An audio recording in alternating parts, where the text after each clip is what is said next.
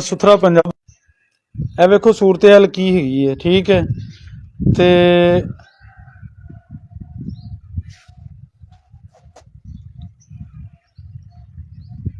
ਆਪਣੀ ਕਾਰਗਰਦਗੀ ਦੇਖ ਲਵੋ, ਠੀਕ ਹੈ। ਫਿਰ ਤੁਸੀਂ ਇਹ ਕਹਿੰਦੇ ਹੋ ਕਿ ਲਓ ਜੀ ਸਾਡੇ ਬਾਰੇ 'ਚ ਇਹ ਵੀਡੀਓਜ਼ ਕਰਦੇ ਨੇ, ਤੇ ਕਰਦੇ ਆ ਤੇ ਸੱਚੀ ਕਰਨੇ ਆ, ਇਹਦੇ 'ਚ ਝੂਠ ਵੀ ਕੋਈ ਨਹੀਂ, ਠੀਕ ਹੈ।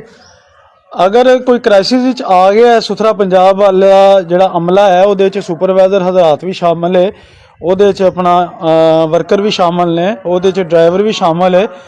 ਤੇ ਉਹਨਾਂ ਦਾ ਨਿਯਮਲ ਬਦਲ ਤੇ ਭੇਜੋ ਨਾ ਸਾਡੇ ਪਿੰਡ, ਸੁਪਰਵਾਈਜ਼ਰ ਨਵਾਂ ਭੇਜੋ, ਠੀਕ ਹੈ, ਅਮਲਾ ਨਵਾਂ ਭੇਜੋ, ਤਾਂ ਕਿ ਇਹ ਕੰਮ ਜਿਹੜੇ ਹੋ ਸਕਣ। ਦੇਖੋ ਨਾ, ਇੰਤਹਾ ਤੋਂ ਜ਼ਿਆਦਾ ਗੰਦ, ਈਦ ਨੂੰ 2 ਦਿਨ ਰਹਿ ਗਏ ਨੇ ਔਰ 27ਵੀਂ ਰਾਤ ਸੀ ਰਾਤ, ਔਰ ਇੱਥੋਂ ਨਮਾਜ਼ੀ ਗੁਜ਼ਰੇ ਨੇ, ਤੇ ਕੀ ਹਾਲਾਤ ਨੇ।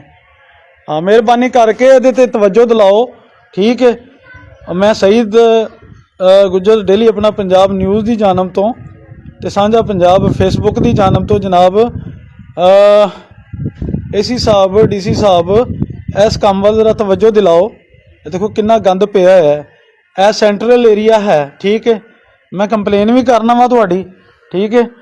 ਅਗਰ ਉਹ ਸੁਥਰਾ ਪੰਜਾਬ ਵਾਲਾ ਪਹਿਲਾ ਅਮਲਾ ਮੌਜੂਦ ਨਹੀਂ ਹੈ, ਤੇ ਕੋਈ ਦੂਸਰਾ ਨਵਾਂ ਅਮਲਾ ਭੇਜ ਕੇ ਤੇ ਇਹ ਜਿਹੜਾ ਨਾ ਇਸ ਕੰਮ ਵੱਲ ਤਵੱਜੋ ਦਿਲਾਓ, ਮਿਹਰਬਾਨੀ ਹੋਏਗੀ ਤੁਹਾਡੀ, ਠੀਕ ਹੈ। ਮੈਂ ਕੰਪਲੇਨ ਵੀ ਕਰ ਦਿੰਦਾ ਵਾ।